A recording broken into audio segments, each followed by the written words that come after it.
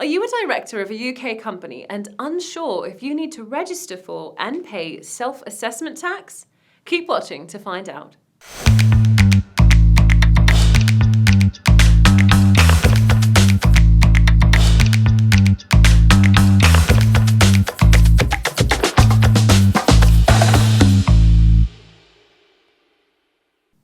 Hi there, Chloe Zaytunian here from Rapid Formations, the UK's leading company formation agent.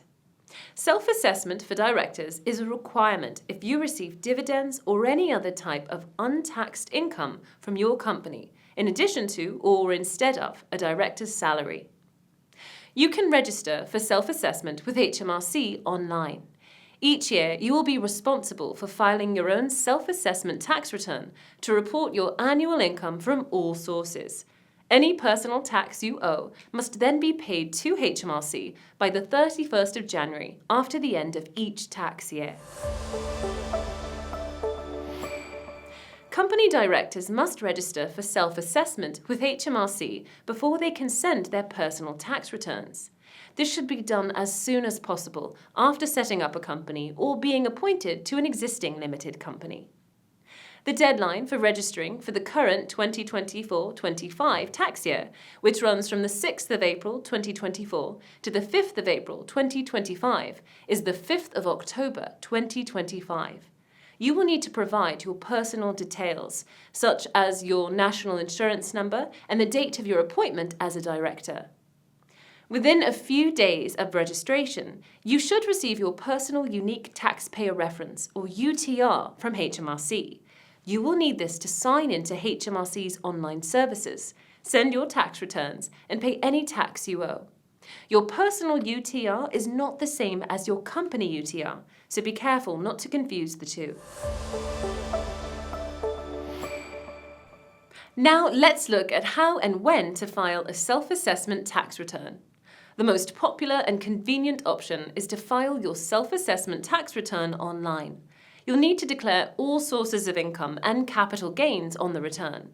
This includes your director's salary, expenses, dividends from shares, director's loans, and any other income you receive from other sources. For example, employment, rental income, or freelance work. You pay tax and national insurance on your director's salary through PAYE. But you still need to include these earnings on the tax return to determine your total taxable income for the year. You'll then be able to work out how much tax you owe on dividends or other untaxed income declared on your tax return. The self-assessment deadlines for the 2024-25 tax year are as follows. If you're filing a paper tax return, it is the 31st of October 2025. If you're filing an online tax return, it is the 31st of January 2026. For paying a self-assessment tax bill, it is the 31st of January 2026. For making the first payment on the following year's tax bill, it is the 31st of January 2026. And for making the second payment on the account for the following year's tax bill, it is the 31st of July 2026. HMRC will send letters to your service address, as well as emails to remind you to prepare a tax return and pay your bill. You must complete a self-assessment tax return even if you don't owe any tax on your additional income.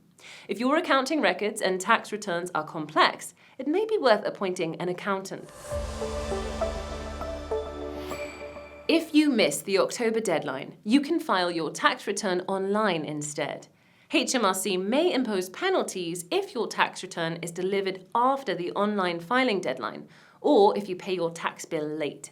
You can be fined £100 if your tax return is up to 3 months late. This will increase if it is filed even later. You may also be charged penalties and interest if some or all of your tax bill is paid late. This is worked out as a percentage of the total outstanding tax payment.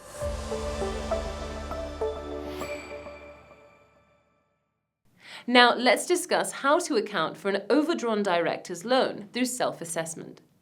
There may be tax implications for a director and a company if a director's loan account is overdrawn 9 months after the end of the company's financial year.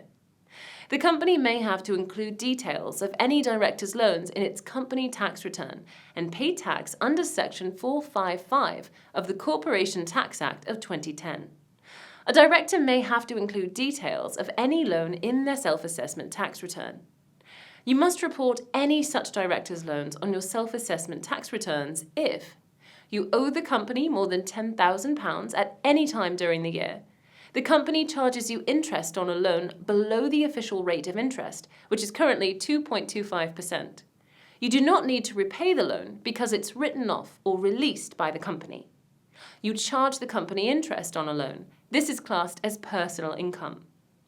In addition to reporting a director's loan and/or interest payments through self-assessment, directors may have to pay income tax and national insurance contributions on any overdrawn loan amount, any interest earned on a loan made to the company, and any loan that is written off by the company. In each of these cases, the director is earning a form of taxable income.